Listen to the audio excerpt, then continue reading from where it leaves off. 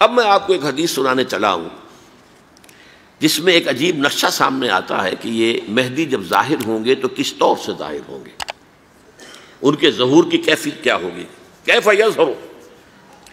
یہ روایت ہے حضرت ام سلمہ سے رضی اللہ تعالی عنہا، حضور کی زوجہ محترمہ ہیں، فرماتی ہیں ام سلمہ عن النبی صلی اللہ علیہ وسلم قال یکون اختلاف عند موت خلیفۃ۔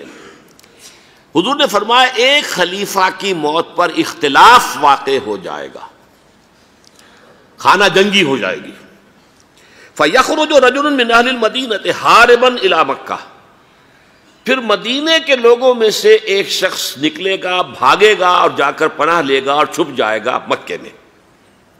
فَيَأْتِيهِ نَاسٌ مِّنْ أَهْلِ مکہ، پھر اس کے پاس آئیں گے اہل مکہ، مکہ کے لوگ، فَيُخْرِجُونَهُ، اور اسے نکالیں گے، جہاں وہ چھپے ہوئے ہوں گے وہاں سے نکالیں گے۔ وَهُوَ كَارِهٌ، اور وہ بالکل اس کو پسند نہیں کر رہے ہوں گے، نہ وہ خواہش مند ہوں گے کہ ان کے ہاتھ پر بیعت کی جائے، نہ وہ یہ چاہیں گے کہ وہ میدان میں آئیں اور ان کو جو ہے اپنا لیڈر مانا جائے۔ وَهُوَ كَارِهٌ فَيُبَايِعُونَهُ بَيْنَ الرُّكْنِ وَالْمَقَامِ، لیکن لوگ جو ہے پھر اصرار کے ساتھ ان کے ہاتھ پر بیعت کریں گے رکن اور مقام کے درمیان۔ رکن وہ کونا ہے خانہ کعبہ کا جس میں حجر اسود لگا ہوا ہے، اور مقام ابراہیم جو ہے، ان دونوں کے مابین جو یہ علاقہ ہے یہاں پر وہ بیعت ہوگی۔ وَيُبْعَثُ إِلَيْهِ بَعْثٌ مِّنَ الشَّامِ، ان کے خلاف ایک لشکر بھیجا جائے گا شام سے۔ نہیں کہا جا سکتا کہ باسی حکومت اس وقت کی جو ہے اس کی طرف سے کوئی مسئلہ اس طرح کا اٹھ کھڑا ہو، اس لیے کہ ابھی تو بہرحال باسی حکومت وہاں ہے۔ فَيُخْسَفُ بِهِمُ بِالْبَيْضَاءِ بَيْنَ مَکَّہ وَالْمَدِینَہ، لیکن اللہ تعالیٰ اس لشکر کو مکے اور مدینے کے درمیان وادی بیضاء میں دھسا دے گا، زمین کے اندر پورے کے پورے لشکر کو۔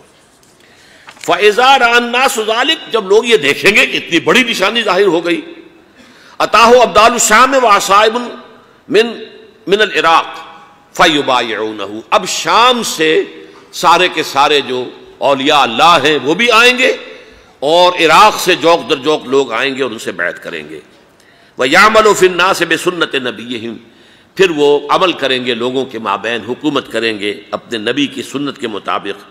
وَيُلْقِي الْإِسْلَامُ بِجَرَانِهِ، اور اسلام اپنی گردن زمین پر ٹکا دے گا۔ وَالْأَرْض فِي الْأَرْض، زمین میں۔ فَيَلْبَسُ 7 سنین، پھر وہ 7 برس تک حکمران رہیں گے۔ ثُمَّ يُتَوَفَّى، پھر ان کا انتقال ہوگا۔ وَيُصَلِّي عَلَيْهِ الْمُسْلِمُونَ، اور مسلمان ان پر نماز پڑھیں گے۔ یہ جو میں نے آپ کے سامنے نقشہ کھینچا ہے، اس سے اب میں ایک نتیجہ نکالتا ہوں، اسے بھی میرا گمان کہیے، اختلاف بھی کر سکتے ہیں آپ، اگر اس کو وزنی سمجھے تو قبول بھی کر سکتے ہیں۔